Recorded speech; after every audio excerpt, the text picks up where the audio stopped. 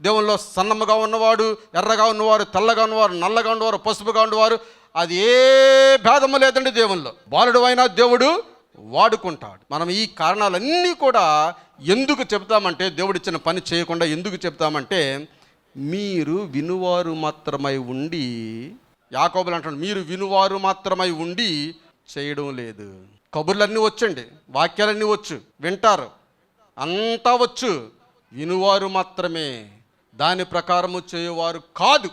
అందుచేతనే ఇటువంటి కారణాలన్నీ కూడా చెబుతూ ఉంటారు అని దేవుని వాక్యము సెలవిస్తూ ఉన్నది. ప్రియులారా, ఈ కారణాలన్నీ కూడా ఏమిటో మీకు తెలుసా? దేవుడు పని చేయలేమని చెప్పే కారణాలన్నీ కూడా సాతాను మనకిచ్చిన పరికరాలు. ఆ పరికరాలు ఉపయోగించి దేవుని పనికి ఉపయోగపడకుండా సాతాను మనకి ఈ కారణాలనే పరికరాలు మనకు ఇచ్చుచూ ఉన్నాడు. దేవుని నామమునకు స్తోత్రం.